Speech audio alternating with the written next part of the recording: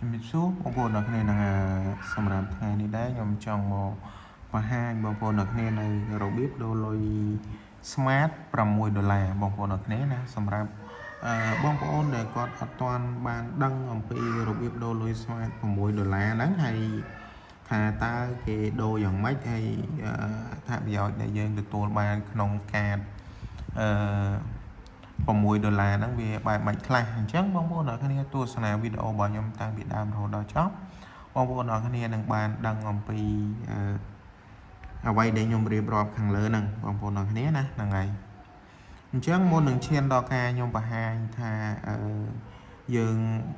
លេខកូដដូរលុយលេខប្រមាណអញ្ចឹងខ្ញុំចង់ប្រាប់បងប្អូនថាកាត$6គឺយើងដូរលុយទៅទទួលបានចំនួនអ៊ីនធឺណិតហ្នឹងគឺ60 GB បងប្អូនអ្នកគ្នាណា60 GB សម្រាប់មួយខែពេញបងប្អូនអ្នកគ្នាហ្នឹងហើយសុពលភាពរបស់គេណាក៏ប៉ុន្តែគឺវាអាស្រ័យទៅលើការលេងរបស់បងប្អូនអ្នកគ្នាបើសិនជាបងប្អូនអ្នកគ្នាប្រើប្រាស់ច្រើនអញ្ចឹងបងប្អូនអ្នកគ្នាអាចនឹងអស់មុនរយៈពេលមួយខែហ្នឹងបងប្អូនអ្នកគ្នាណាហ្នឹងហើយសម្រាប់ចំនួននាទីគឺ150នាទីនិង150សារបងប្អូនអ្នកគ្នាណាអញ្ចឹងសម្រាប់រយៈពេលមួយខែគឺគេឲ្យត្រឹមតែ150នាទីនិង150សារទេបើសិនជាបងប្អូនអ្នកគ្នាតម្រូវការតេតាមលេខឧទាហរណ៍ណាបងប្អូនតេតាមកន្លែងហ្នឹងគឺតេតាមលេខយើងអញ្ចឹងបងប្អូនអ្នកគ្នាដូរគម្រោងនេះខ្ញុំគិតថាប្រហែលជាអត់ប្រើប្រាស់អត់ក្រាន់ទេបងប្អូនអ្នកគ្នាណាអញ្ចឹងបងប្អូនអ្នកគ្នាបើសិនជាបងប្អូនអ្នកគ្នាតម្រូវការកន្លែងដូចថាតេច្រើនអញ្ចឹងខ្ញុំមិនណែនាំឲ្យបងប្អូនអ្នកគ្នាភ្ជាប់តាមអ្វីដែលខ្ញុំបង្ហាញនេះទេក៏ប៉ុន្តែបើសិនជាបងប្អូនអ្នកគ្នាត្រូវការលេខអ៊ីនធឺណិតចាំបងប្អូនអ្នកគ្នាភ្ជាប់តាមលេខកូដដែលខ្ញុំបង្ហាញបន្តិចទៀតនេះបងប្អូនអ្នកគ្នាណាហ្នឹងហើយអញ្ចឹងសម្រាប់នាទីនិងសារគឺវាបានតិចបងប្អូនអ្នកគ្នាអញ្ចឹងកុំឲ្យខាត់ពេលយូរបងប្អូនអ្នកគ្នាខ្ញុំបង្ហាញអំពីលេខកូដនៃការ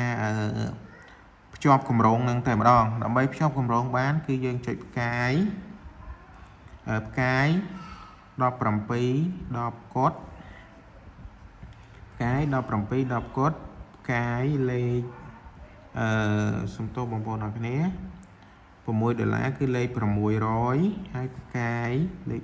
1ត្រង់ជ្រូកបញ្ជូនបងប្អូនអ្នកគ្នាណាគឺលេខកូដគឺបែបនេះគឺផ្កាយ17 10កត់ផ្កាយលេខ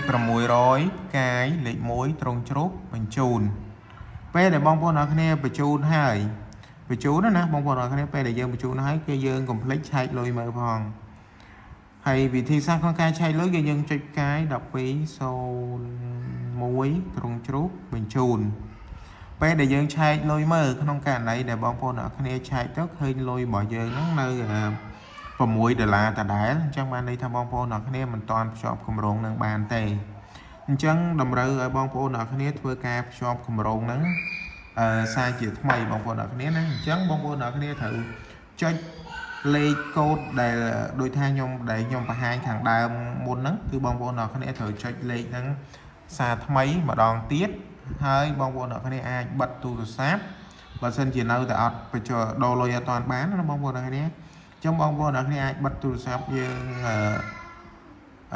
2ទៅ3នាទីហើយចាំយើងបើកវិញចាំយើងដូរលុយ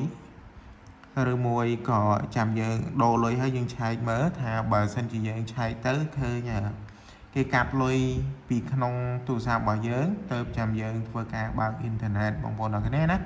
ដើម្បីកុំឲ្យវាជួបនៅបញ្ហាកាត់លុយកាត់អីទៅធ្វើឲ្យបងប្អូនអ្នកគ្នាភ្ជាប់គម្រោងនឹងអត់បានជោគជ័យគឺធ្វើឲ្យយើងខាតលុយបងប្អូនអ្នកគ្នាណាហ្នឹងហើយអញ្ចឹងសម្រាប់វីដេអូរបស់ខ្ញុំមានតែប៉ុណ្្នឹងទេបងប្អូនអ្នកគ្នាបើសិនជាពេញចិត្តវីដេអូរបស់ខ្ញុំអាចជួយចុច like ចុច subscribe ដាក់សញ្ញារូបកណ្ដឹងឲ្យម្នាក់មួយផងអរគុណច្រើន